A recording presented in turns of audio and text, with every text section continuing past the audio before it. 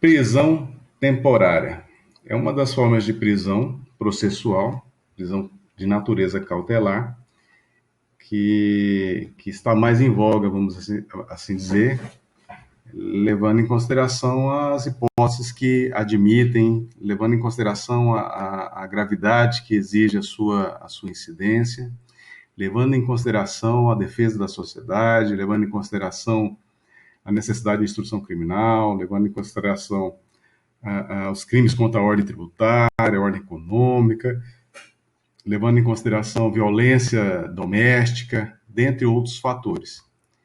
Então, já a imagem que está à tela já mostra a necessidade, em alguns casos, excepcionalmente, da decretação de uma medida que limite efetivamente a liberdade de quem quer que seja. E a outra situação que nós devemos ponderar é exatamente a necessidade de ter uma decisão do órgão do Poder Judiciário fundamentada adequadamente para permitir exatamente essa restrição da liberdade, que é uma medida de caráter excepcional. A regra, como nós já falamos, é a manutenção da liberdade. Pois bem, nós temos aí uma imagem de um julgado, está aí o site de onde eu tirei, lá do Maranhão, em que foi decretada a prisão preventiva. Então, assim, está mostrando nesse slide tão somente a parte dispositiva da decisão judicial que decretou essa medida. Então, é mais ou menos esse formato, essa é a conclusão final aí da manifestação jurisdicional em relação a esse caso concreto. Pois bem, prolegômenos é acerca desta temática, né, da prisão preventiva. Nós observamos do HC 540749 de São Paulo, julgado em 4 de fevereiro de 2020, lá do Superior Tribunal de Justiça, o que segue, que é bem interessante para mostrar a contextualização da prisão preventiva na atual ordem jurídica nacional. A prisão preventiva é uma medida excepcional de natureza cautelar que autoriza o Estado, observadas as balizas legais e demonstrada absoluta necessidade, restringir a liberdade do cidadão antes de eventual condenação com trânsito em julgado. Artigo 5º, inciso 61, 65, 66 e artigo 93, inciso 9 da Carta Constitucional de 1988. Para a privação desse direito fundamental da pessoa humana, entre aspas, que é a liberdade, é indispensável a demonstração da existência da prova da materialidade do crime, da presença de indícios suficientes da autoria e do perigo gerado pelo estado de liberdade do imputado, bem como a ocorrência de um ou mais pressupostos do artigo 312 do CPP. Então, esse julgado, essa parte do julgado eu achei bem interessante para mostrar o conceito, as implicações, as características da prisão preventiva, a necessidade de preenchimento de requisitos gerais, requisitos específicos que nós iremos tratar, e o alcance dele como medida excepcional que de certo modo, bate de frente com um princípio constitucional também, que é exatamente o da manutenção da liberdade, que é direito de primeira geração, conforme alguns doutrinadores, dimensão dos direitos fundamentais. Então, esse julgado ele é bem elucidativo. Pois bem, nós já observamos que o próprio julgado do STJ já traz o conceito como medida cautelar excepcional, que implica exatamente na restrição do direito de liberdade, exatamente quando situações legais previstas na ordem jurídica brasileira admitem a sua incidência. Então, essa é a implicação que nós temos a mencionar a respeito da prisão preventiva, pelo menos momentaneamente.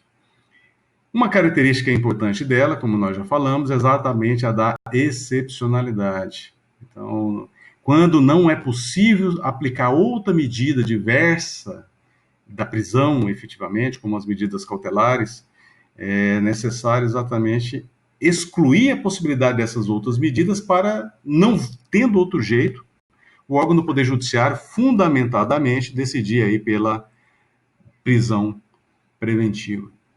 Então, por isso que ela é considerada como excepcional. Então, é de suma importância o órgão do Poder Judiciário deixar de forma contundente em sua decisão exatamente a impossibilidade de aplicação de qualquer outra medida.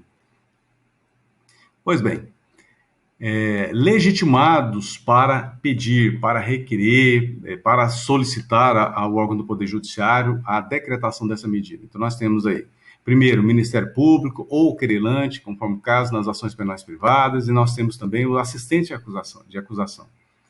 Então, a peça que deve ser formalizada para provocar o Poder Judiciário para dar uma resposta pela decretação ou não, exatamente o requerimento da decretação da prisão preventiva. No entanto, a autoridade policial, o delegado de Polícia Civil, o delegado de Polícia Federal, ele pode, conforme o caso concreto, entendendo que preenche todos os requisitos, é muito comum ocorrer no final do inquérito policial em andamento, ou mesmo no final do auto de prisão em flagrante delito, representar, esse é o termo técnico, representar pela sua decretação. No entanto, nós observamos que quem é o único legitimado, de acordo com a ordem constitucional vigente, é o órgão do Poder Judiciário, como munus estatal, e aí o juiz, ele deve, conforme o caso, ele pode decretar prisão preventiva de ofício. Quando é de ofício, ocorre em situação na qual o Ministério Público não requereu, a autoridade policial não representou. São situações essas. O juiz entende que preenche todos os requisitos, ele vai e decreta fundamentadamente a prisão preventiva. Mas ele pode, que é o mais comum, decretar por provocação, né? No caso do Ministério Público, querelante, assistente de acusação, aí mesmo ou do delegado de polícia. Essa notícia é uma notícia, mostra aí que juiz revoca a prisão preventiva de hackers que invadiram o celular de Moro e de autoridades públicas. Então, nós estaremos mostrando várias imagens relacionadas a esse tema, com notícias do dia a dia. E aí é importante, cada vez mais o estudante do direito está associando aquilo que ouve na doutrina, aquilo que lê, que assiste, que acompanha na norma jurídica, buscar a sua o amoldamento, vamos assim dizer, a correspondência daquilo que está estudando em termos de teoria, de norma, com o dia a dia, com os casos concretos. Então, ver essa adequação facilita a visualização e o entendimento dos institutos relacionados ao direito como um todo, não somente o processo penal. Então, nós temos aí um julgado que foi motivo de notícia, efetivamente, sobre o tema prisão preventiva. E nesse caso, nós observamos exatamente o quê? Que foi revogada a prisão preventiva, ou seja, antes ela teria sido decretada e por algum motivo ela foi revogada.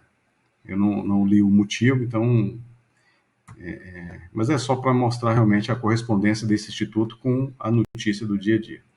Momento da decretação da prisão preventiva. Nós temos aí na fase da investigação ou na fase de processo, qualquer um desses momentos. Ou seja, fase pré-processual ou fase processual propriamente dita. Então, no curso do inquérito policial, no curso do processo penal, na instrução processual penal, é possível decretar a prisão preventiva de modo autônomo e independente. Mas, evidentemente, que tem que estar preenchido aí os requisitos, todos os requisitos legais aplicáveis. Ao mesmo tempo, nós observamos, como foi a notícia mostrada, que a revogação também, tal qual pode ocorrer com a decretação, na fase policial ou na fase da instrução processual, a revogação pode ser a qualquer tempo. A regra geral na prisão preventiva é de que ela ocorre exatamente no momento da conversão da prisão em flagrante, ou seja, na audiência de custódia, no encerramento da audiência de custódia, é uma das medidas a serem decididas, permitidas aí pela ordem jurídica brasileira, e nós já falamos sobre isso, O juiz entendendo que estão preenchidos os requisitos, quando entende, da mesma forma que não se presta, não cabe para aquele caso concreto, ou é insuficiente, ou é inadequada a aplicação de outra medida cautelar diversa da prisão, ele simplesmente decreta a prisão preventiva, fundamentadamente. Então, a regra geral é exatamente o quê? Ocorrer após a conversão, após a prisão em flagrante, na audiência de custódia, com a conversão da prisão em flagrante em prisão preventiva. E aí é interessante nós observarmos também uma característica da prisão preventiva, que ela pode ser objeto ela pode substituir. A partir do momento que uma medida cautelar diversa da prisão foi aplicada e não foi cumprida, ela pode, entre aspas, pode, no sentido de, vai depender do caso concreto, não é que vai. Se foi aplicada alguma medida cautelar diversa da prisão, por exemplo, a tornozeleira eletrônica, o recolhimento domiciliar, e qualquer daquelas outras medidas, o pagamento de fiança, e não foi cumprido, não é, nós já comentamos sobre isso, o não cumprimento imediato não seja necessariamente de forma objetiva a decretação da prisão preventiva. Então tem que preencher realmente os requisitos para tanto, e o órgão do Poder Judiciário tem que decidir nesse sentido. Então ela pode substituir o não cumprimento de alguma outra medida cautelar diversa da prisão? Sim, mas não é de forma contundente, peremptória ou consequência natural do descumprimento.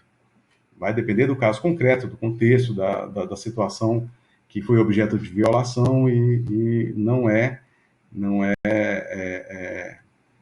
de modo automático. Isso que eu quero concluir.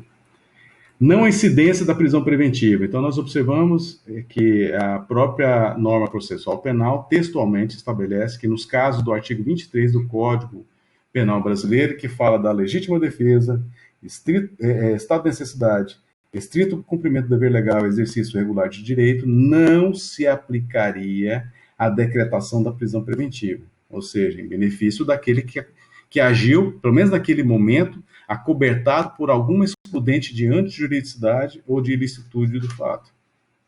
Então, se aquela infração foi cometida, teoricamente, acobertada por alguma excludente, não há que se falar em restrição do direito de liberdade, pelo menos naquele momento. Então, tem que tramitar o processo ou a investigação como um todo, até o julgamento, aí sim o juiz pode dizer se é o caso de absolvição com base nessa possibilidade legal ou não. Até então, não se aplicaria aí essa restrição. E nós já comentamos aí as obrigações que tem o acusado, que até ser absolvido, ele é acusado efetivamente, ele tem que comprovar, ele tem que formalizar compromisso de comparecer em juízo quando ele for chamado, ou mesmo autoridade policial. Então, são situações que não implicam não seria o mesmo que falar em medida cautelar diversa da prisão. E nós já pontuamos a respeito da incidência aí das causas do artigo 23 do Código Penal Brasileiro. Outras situações que não incidem a prisão preventiva na prática de contravenção penal, até pelo montante da pena. Nós observamos que todas as contravenções penais são consideradas como infrações de menor potencial ofensivo, de acordo com o artigo 99 da Lei 9.099 de 1995. Então, todas as contravenções penais já se enquadra em menor potencialidade ofensiva, delitiva. Então, nessas situações não se aplicaria. Ao mesmo tempo, nos crimes culposos, mais grave que seja, e quando não for prevista pena privativa para o delito. Então, é o requisito que implica na não incidência da prisão preventiva. A observação que se faz não há extensão dos efeitos da revogação da prisão preventiva quando elementos subjetivos do réu são desfavoráveis. Então, nós observamos que em especial em concurso de agentes, um HC, um habeas corpus que foi impetrado, que pode gerar o benefício da manutenção, mesmo que seja provisória, da liberdade daquele que pediu, ele pode estender ao corréu, desde que os elementos sejam compatíveis, desde que seja o caso de aplicação daquele benefício também para o corréu. Então, não há que se falar em extensão objetiva dos efeitos de um corréu em relação ao outro. exatamente nessa perspectiva que deve ser analisado se aquele faz jus também o benefício da manutenção da liberdade. Nesse caso aqui, o HC do Tribunal de Justiça do Estado de Roraima, 17.001.201-7. Nesse outro julgado aqui de Roraima, Polinter cumpre mandado de prisão preventiva de acusado de estupro. Aí, a notícia de 1º de outubro de 2020. Permissivo processual. Então, o norte da incidência da prisão preventiva, nós temos o artigo 311 do CPP, que traz a seguinte redação. Em qualquer fase da investigação policial ou do processo penal, caberá a prisão preventiva decretada pelo juiz, a requerimento do Ministério Público, do querelante ou do assistente, ou por representação da autoridade policial. Esse é o contexto, nós já pontuamos sobre isso, nada melhor do que reforçar exatamente, tendo-se em vista aí o alcance da norma processual penal e a sua repercussão aí no nosso cotidiano. Incidência. Agora nós vamos entrar, vamos afunilar aí as hipóteses de incidência desse instituto excepcional, né, de natureza cautelar, processual penal. Devem estar presentes os requisitos gerais e ainda pelo menos um dos específicos. E aqui eu já pontuo exatamente que existem os requisitos gerais que aplicam em toda e qualquer hipótese, que deve ser somado também a pelo menos um dos requisitos específicos, que são vários que nós iremos estar tratando aqui. Os artigos aplicados aí são 312, 303, 282, parágrafo 4, etc. Então, além do 311, são situações que nós deveremos fazer leitura para poder visualizar a incidência da decretação da prisão preventiva. Pois bem, requisitos gerais previstos no artigo 312 do CPP. Primeiro, indício suficiente de autoria. Então, é exigido exatamente a comprovação naquele caso concreto de indício que vincule aquele acusado à infração penal, efetivamente. Então, indício não quer dizer prova contundente, extreme de dúvidas, uma prova perentória, uma prova que não se questiona, nada disso. Um mero indício, vamos dizer, provas que conduzam ao entendimento, mesmo que seja em caráter preliminar, de que aquele acusado praticou infração penal, seria suficiente, entre aspas, que é o que eu coloco aí, que é o que a norma estabelece, para, junto com outros requisitos, decretar-se a prisão preventiva. Então, o indício suficiente de autoria é um dos requisitos. Segundo requisito geral, prova da existência do crime, a materialidade. Então, naqueles crimes que deixam vestígios, né, que são os não transeuntes, nós podemos observar exatamente que é necessário o exame de corpo de delito, por exemplo, a apreensão do produto, a prova de que aquela infração penal efetivamente ocorreu. Então, nesse caso, exatamente mostra a prova, não fala suficiente, que é diferente do indício da autoria. Então, a prova da existência do crime, a comprovação da materialidade, naqueles crimes que deixam vestígios, efetivamente, é uma condição sine qua non, ou seja, conditio sine qua non para a decretação da prisão preventiva junto com outros requisitos. Então, nós observamos aqui que os requisitos gerais, eles são cumulativos, ok? Pois bem, o terceiro requisito cumulativo para a incidência da decretação da prisão preventiva, nós temos que deve ser demonstrado no caso concreto perigo gerados pelo estado de liberdade do acusado. Então, é necessário mostrar-se efetivamente, não só no requerimento ou na representação da prisão preventiva, e muito mais razão ainda na decisão judicial, que, junto com indício suficiente de autoria, a prova da materialidade, haja também o periculum libertatis. O perigo em que a manutenção da liberdade daquele acusado pode ocasionar para a vítima, familiares, testemunhas, para a investigação, para a aplicação da lei penal, etc. Então, esse é um terceiro requisito cumulativo geral. O quarto requisito que nós devemos observar são a incidência para os crimes dolosos com pena maior do que 4 anos. Então, se tiver a pena até 4 anos, não há possibilidade jurídica de se aplicar essa decretação da prisão preventiva. A única exceção que nós fazemos, exatamente em relação à violência doméstica e familiar, que é uma situação que admitiria aí a prisão preventiva, muito embora a pena seja menor. Então, esses 4 requisitos gerais são requisitos cumulativos. Preenchidos esses requisitos, nós observamos ainda a necessidade de atendimento aos requisitos específicos que nós iremos tratar. Mas, regra geral, todos esses 4 requisitos aplicam em todos os casos dos requisitos específicos. Uma observação nesse momento que se faz é exatamente que devem estar presentes em todos os casos.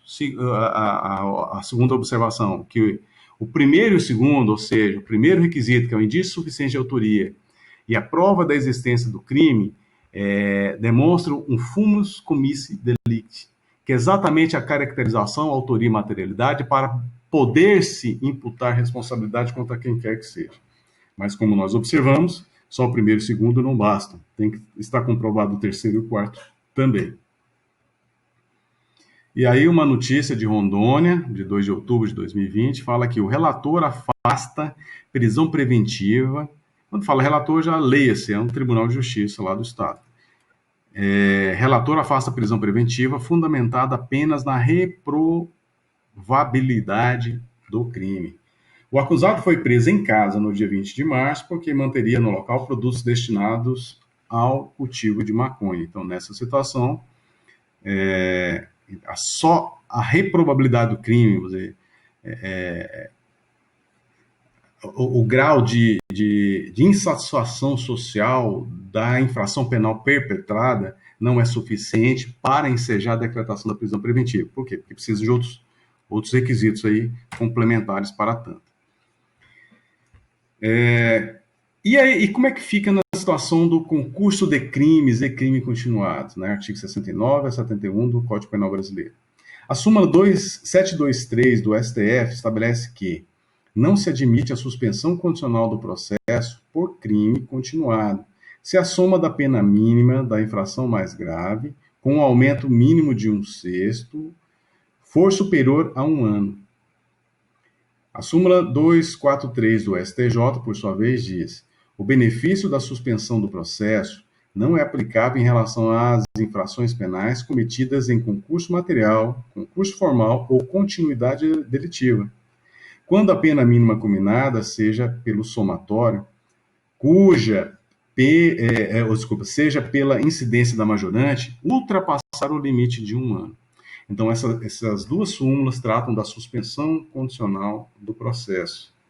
E nessa situação, o aumento da pena decorrente do concurso de crimes em si, ou da continuidade delitiva, impedem o benefício esse benefício da suspensão condicional do processo previsto no artigo 89 da Lei 9.099 de 1995.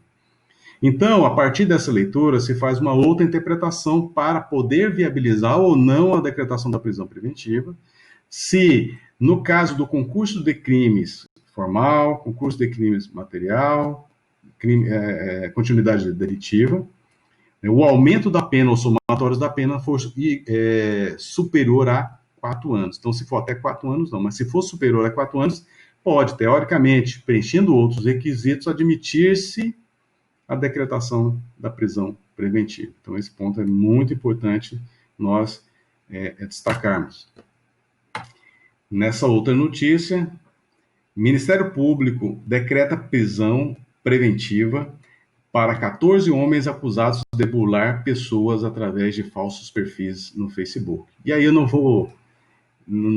preciso nem ler o restante da matéria, porque nós observamos, aí o cursor mostra claramente, o Ministério Público, gente, ele não decreta prisão preventiva. Quem decreta é o Poder Judiciário, efetivamente. E aqui aproveito essa notícia para mencionar exatamente que, e a notícia, ao que eu vejo, é de Luanda, né? Para informar que é importante nós termos e fazermos uma análise crítica das notícias que chegam ao nosso conhecimento, seja por qualquer meio de comunicação, para nós analisarmos a sua pertinência ou não de acordo com a ordem jurídica vigente. Então, é importante essa matéria para atestar exatamente o quê? Primeiro, que o Ministério Público ele não decreta prisão preventiva. Quem decreta é o Poder Judiciário. Ponto. sem discussão. A outra situação é que, nesse caso concreto, foi decretada a prisão preventiva, evidentemente pelo Poder Judiciário, onde 14 homens aí foram, foram, foram alvo aí da decretação da prisão preventiva. Então, se esse caso concreto tenha sido praticado, que a princípio não seria nem no Brasil, mas se for dentro do Brasil, dentro do território nacional, de acordo com as regras de processo penal brasileiro, não há que se falar em Ministério Público decretando prisão preventiva. Esse é um ponto interessante, né? O que acontece lá em Luanda. Fiz uma pesquisa rápida, paralela aí à análise dessa notícia, e Luanda, a capital da Angola, né, a língua oficial é o português, efetivamente, então é possível que dentro da ordem jurídica, constitucional e infraconstitucional lá, o Ministério Público tenha poder de decretação da prisão preventiva.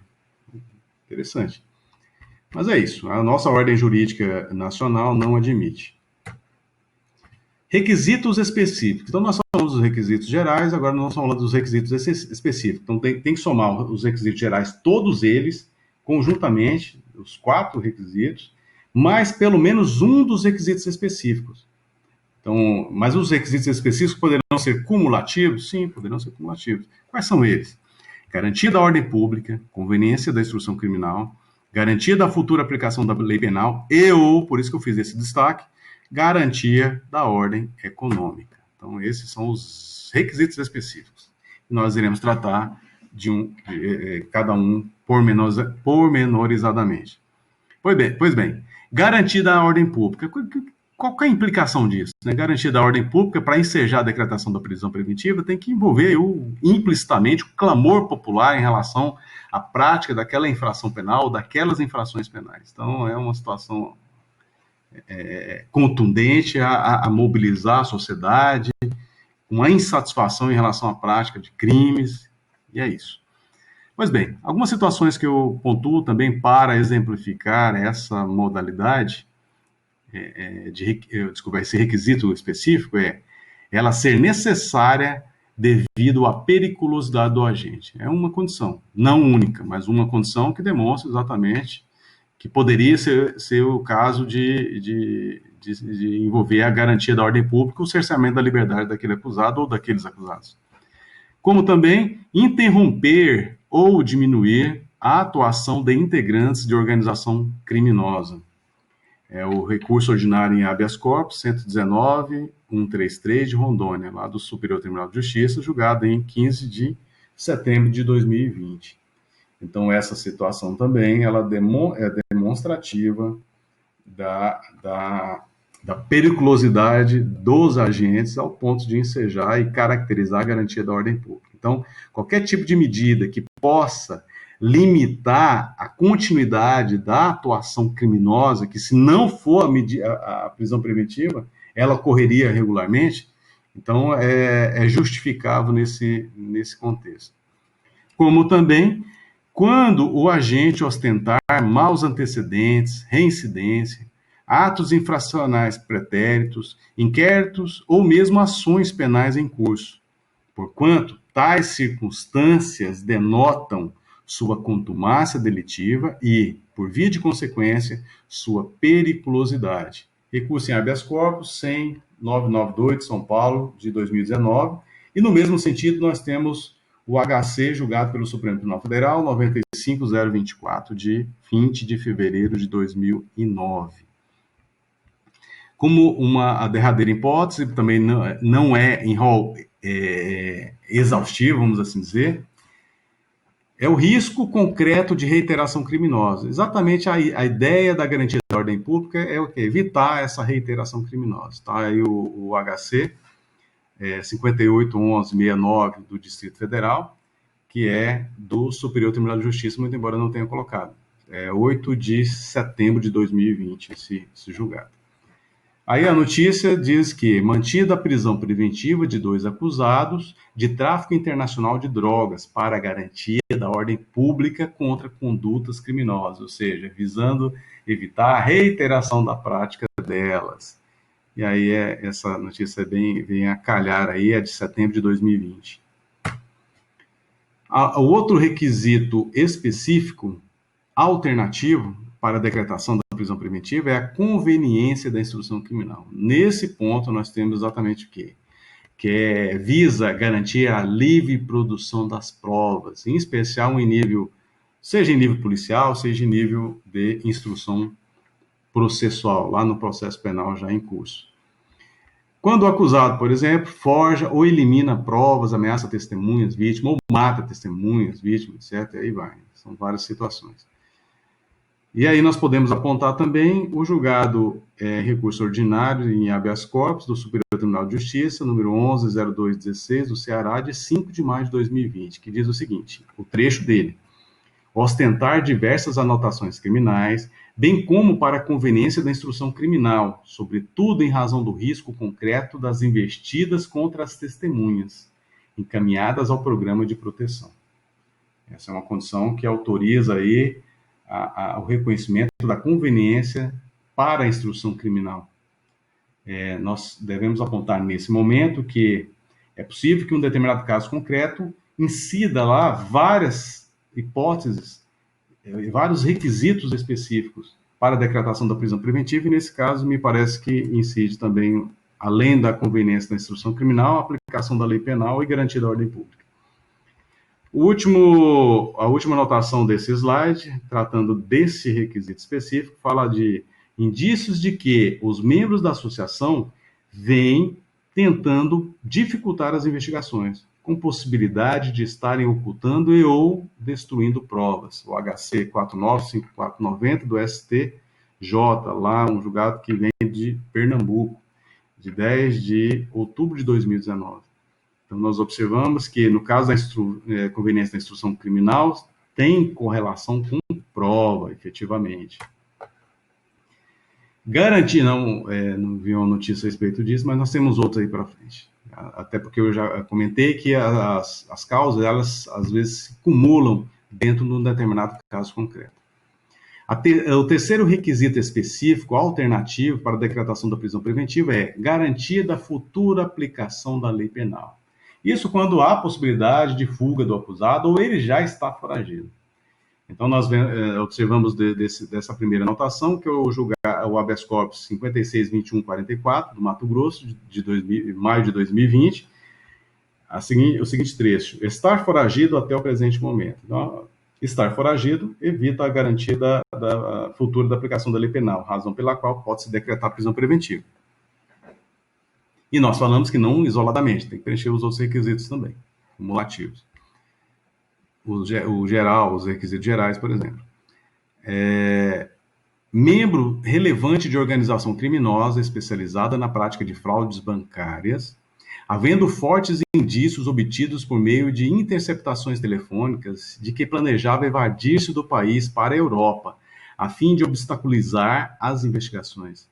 Assim, a prisão se faz necessária para garantir a ordem pública, assegurar a aplicação da lei penal e a conveniência da instrução criminal, evitando o prosseguimento das atividades criminosas desenvolvidas. É o RHC 126394 do DF, de agosto de 2020, do STJ.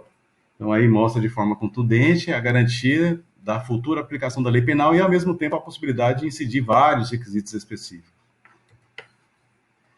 Nessa notícia de 22 de setembro de 2020, nós temos que o Tribunal de Justiça do Piauí determina a prisão preventiva do prefeito de Taueira. Pois bem, a quarta possibilidade de decretação como requisito específico, nós temos a garantia da ordem econômica, para coibir crimes graves de ordem tributária, sistema financeiro, ordem econômica. Então, aí nós temos um julgado que é bem elucidativo a respeito dessa possibilidade, que é o HC 4952 do Paraná, de 7 de maio de 2019 do STJ. Ocupar posição de liderança em complexa e estruturada organização criminosa, com atuação transnacional voltada à prática de crimes contra o sistema financeiro nacional e lavagem de capitais, inclusive oriundo de tráfico de drogas e evasão de divisas, através de inúmeras e sucessivas operações fraudulentas, condutas que se perpetuaram ao longo de vários anos, movimentando, consoante apurado até o momento, mais de 8 bilhões de reais, dados que evidenciam a necessidade de se garantir a ordem pública, em virtude do fundado receio de reiteração delitiva. Então, está caracterizado mais aí uma possibilidade como requisito específico para a decretação da prisão preventiva. E aí, como nós observamos, antes de ir para o slide seguinte, é que necessário se faz que preencha, no caso dos requisitos gerais, todos eles, todos os 4, e pelo menos um requisito específico a mais. Ou, dependendo do caso concreto, pode incidir mais de um requisito específico. Então, essa é uma condição essencial para viabilizar a decretação da prisão preventiva em qualquer caso concreto. Outros parâmetros a serem levados em consideração. Primeiro, outras medidas cautelares, né, descumprimento de qualquer das obrigações. Ou seja, é possível decretar essa prisão preventiva pelo descumprimento de qualquer outra medida cautelar. Nós já falamos sobre isso, mas aqui está reforçando essa temática. Desde que preenchidos os requisitos para a decretação da prisão preventiva. Bem interessante, importante nós informarmos isso. Não é automático o descumprimento gerar prisão preventiva. Por quê? Porque o caso concreto deve exigir, ao mesmo tempo, fundado aí nos requisitos gerais e específicos para a decretação. Quando condenado por outro crime doloso, exceto reincidência, que por si só já poderia ser o caso de decretação da prisão preventiva. No caso de violência doméstica familiar contra mulher, criança, adolescente, idoso, enfermo ou pessoa com deficiência. No caso de identidade civil, dúvida na identidade civil. Então, no caso de dúvida sobre identidade ou o acusado não forneça elementos para esclarecê-la, pode ser decretada a prisão preventiva. Então, a partir do momento que ocorrer essa identificação criminal, que geralmente são os institutos de criminalística, ou em especial, como no caso de Roraima, o Instituto de Identificação faz aí a coleta papiloscópica do acusado, com a sua impressão digital, efetivamente, e aí já pode ensejar a liberdade, desde que não tenha motivo, não seja recomendável a decretação da prisão, a manutenção do cerceamento da liberdade. Então, se a questão for tão somente a identidade e for já estiver demonstrada a identidade civil do acusado, então é direito dele ser posto em liberdade. Isso se não preencher os outros requisitos para a decretação da prisão preventiva ou a manutenção dela. Uma outra situação que nós colocamos para a decretação é quando é necessário para garantir a execução de outra medida cautelar. Então, é uma situação aí que auxilia nesse contexto da aplicabilidade de situação que seria benéfica para a aplicação da lei penal, a ordem pública, garantia da ordem pública, a coerência da instrução processual e, ao mesmo tempo, garantia da ordem econômica. Então, qualquer situação dessa que caracteriza, junto com o descumprimento de alguma medida cautelar, ou que vincule aí o cumprimento de outra medida cautelar, que auxilie no cumprimento dela, pode exatamente ensejar a prisão preventiva. Nessa notícia, revisão da prisão preventiva em 90 dias só se aplica ao juiz ou ao tribunal que a determinou. Essa notícia, junto com aquela outra que nós mencionamos, falando de 90 dias do estado do Piauí, nessa notícia aqui tem a particularidade que a fonte é o Superior Tribunal de Justiça. E aí eu vou ler só o trecho que eu destaquei, que eu recortei. A determinação do Código de Processo Penal para que seja feita uma revisão a cada 90 dias da necessidade de manter a prisão preventiva é imposta apenas ao juiz ou ao tribunal que decretou a medida. Então, nós já estamos adiantando um ponto que será tratado, que é muito importante, que é exatamente esse. Decisão fundamentada. Por que eu coloquei? Toda decisão do órgão do Poder Judiciário, em especial aquelas que envolvem cerceamento de direitos, necessariamente é fundamentada, motivada, devidamente esclarecida ali os pontos que o juiz entendeu adequados, fáticos e jurídicos para a decretação da medida, em especial a prisão preventiva.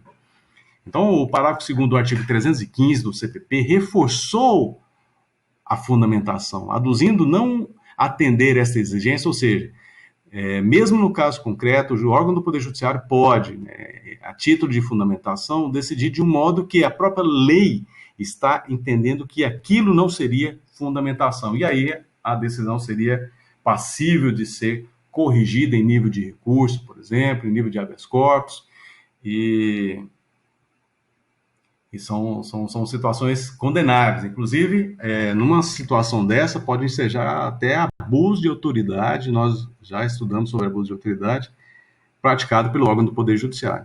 Então, cada vez mais, o órgão do Poder Judiciário tem que ter uma preocupação muito grande aí para a decretação da prisão preventiva, preenchimento de todos os requisitos, todas as suas exigências, para não ter dor de cabeça. Bem simples assim. Pois bem,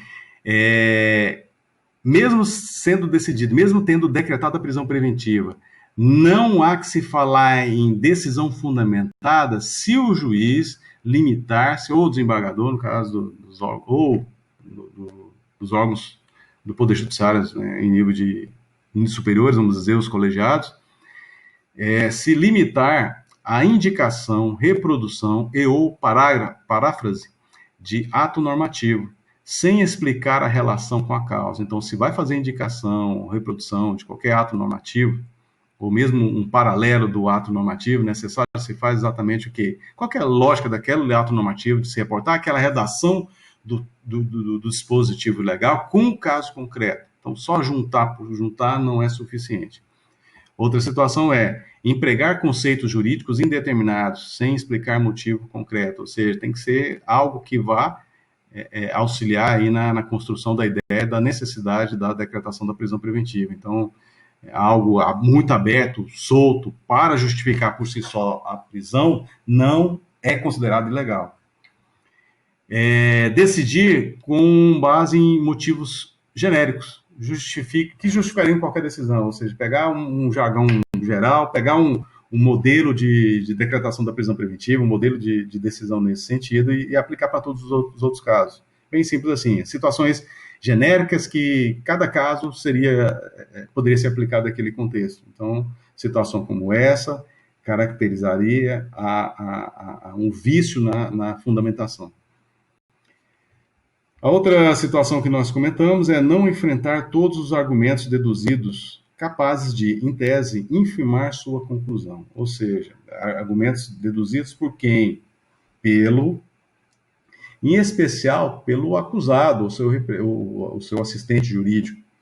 Então, numa situação como essa, nós podemos observar que é necessário pontualmente o órgão do Poder Judiciário decidir a respeito dos argumentos, inclusive situação que poderia ser contra a sua própria decisão. Nós deveremos levar em consideração situação como essa, a possibilidade do juiz a qualquer tempo revisar a decretação da sua prisão, a decretação da prisão preventiva que ele mesmo decidiu. Então, por exemplo, numa situação concreta, ele decretou prisão preventiva após a audiência de custódia e, posteriormente, o advogado entrou com um pedido para revogação. Então, ele argumentou pontualmente porque que é necessária aí a revogação da prisão preventiva. E aí o juiz, numa situação como essa, tem que analisar pontualmente os requerimentos, aí, as ponderações do pedido. Exatamente pelo fato de infirmar a sua conclusão, de poder infirmar a sua conclusão, de ser contrária, de levar a sua conclusão a ser inaplicável aquele caso concreto. Então, ele tem que ser pormenorizado nesse ponto. Não pode limitar-se também a indicar precedente e ou súmula, sem os fundamentos determinantes e ou vínculo com o caso concreto. Então, uma coisa é você indicar, outra coisa é você associar exatamente o porquê daquela indicação com a situação do julgamento, que foi objeto de análise pelo Poder Judiciário. E a outra que nós apontamos aqui, de acordo com a lei, é não seguir súmula, jurisprudência ou precedente invocado pela parte, sem demonstrar a distinção no caso ou superação do entendimento. É a mesma situação que exatamente o que é necessário se faz, analisar pormenorizadamente os argumentos das partes, exatamente para desconstituir situação que autorizaria a não aplicação da decretação da prisão preventiva. Então, em especial, por ser tratado de um direito de primeira geração, dimensão dos direitos fundamentais, é passiva aí de questionamento. Então, necessário se faz o órgão do Poder Judiciário analisar pormenorizadamente. E o artigo 315, ele trabalha exatamente da situação de que essa decisão do órgão do Poder Judiciário é uma decisão que decreta, ou que substitui, ou que denega a prisão preventiva. Então, a aplicabilidade desse ponto, no que diz respeito à decisão fundamentada, ela tem como raio de atuação exatamente no caso de decretar, aí o verbo incisivo, substituir ou denegar. Então, são essas as situações que deverão ser levadas em consideração pelo órgão do Poder Judiciário para analisar o cabimento ou não desta ressalva. Essa ponderação é uma ponderação extremamente importante. Por que o legislador entendeu que era o caso de estabelecer formalmente medidas nesse sentido para serem observadas pelo órgão do Poder Judiciário no momento da decretação da prisão preventiva ou da substituição dela por outra medida cautelar diversa ou quando denega a prisão preventiva? Exatamente porque as situações do caso concreto, que são inúmeras em nível nacional, elas robusteceram o entendimento de situações que violariam, em tese, situações que caracterizariam aí eventual ilegalidade. Então, houve a necessidade de pontuar formalmente para exatamente garantir o direito de liberdade do acusado, como também da sociedade, em relação à situação a ensejar não só a decretação da prisão preventiva, como a sua denegação, ou mesmo a substituição. Então, esses são os pontos a serem tratados nesse momento, em relação à fundamentação. Pois bem, com a decretação da prisão preventiva, esta decretação deve ser revisada de ofício pelo órgão do Poder Judiciário a cada 90 dias. Então, nós observamos, de acordo com duas notícias que foram mostradas nos slides anteriores, que o lapso temporal de 90 dias é uma condição essencial, uma condição legal, exatamente, de obrigatoriedade do órgão do Poder Judiciário, a partir do momento que ele decretou a prisão preventiva, dele mesmo reapreciar se é o caso ou não da manutenção da prisão preventiva. E aí, enseja exatamente o quê? Uma nova decisão fundamentada. Então, ele vai ter que avaliar a necessidade da manutenção da prisão ou não. Ele coloca em liberdade ou aplica uma substituição da prisão preventiva em medida cautelar diversa, ou ele mantém a prisão preventiva. Então, são situações aí que deverão ser analisadas a cada 90 dias, sob pena de considerar prisão ilegal e o juiz ser passivo, inclusive, de eventual investigação, processo por abuso de autoridade, que é o que nós já falamos. Então, esse marco temporal das duas notícias que nós mencionamos tem correspondência com a atual redação do Código de Processo Penal no que diz respeito aí à necessidade de revisão. Nessa notícia, policial militar cumpre mandado e prende acusado de homicídio qualificado. Então, mandado, nesse caso, não fala se é prisão preventiva ou temporária, mas aplica a qualquer uma delas, por ser cada uma delas medida cautelar. Pois bem, uma observação que eu faço nesse momento é em relação a eventuais condições favoráveis do acusado. Então, o acusado, a seu favor, pode ter uma série de fatores positivos que justificariam ou poderiam justificar a sua manutenção em liberdade, mesmo tendo cometido um crime que, em tese, configuraria e autorizaria a decretação da prisão preventiva. Mas aí nós, analisando esses dois julgados, nós vamos entender melhor. O primeiro diz: a presença de circunstâncias pessoais favoráveis, tais como primariedade, ocupação lícita e residência fixa, não tem o condão de garantir a revogação da prisão se há nos autos elementos hábeis a justificar a imposição da segregação cautelar. É o recurso ordinário em habeas corpus 13.0011 do Rio de Janeiro, de 8 de setembro de 2020. Aqui chancela que a primariedade, não tem antecedentes criminais, ocupação lícita, trabalha regularmente em local definido e tem residência fixa, devidamente comprovada nos autos, não são elementos por si só suficientes para excluir a possibilidade da decretação da prisão preventiva. Outra situação que nós apontamos é: condições pessoais favoráveis não têm o condão condão de, por si só, desconstituir a prisão preventiva, quando há nos autos elementos hábeis que autorizam a manutenção da medida extrema. Então, é exatamente no mesmo sentido. É o HC 53, 64, 84 de Minas Gerais. Ambos, tanto esse quanto o que foi lido anteriormente, do STJ.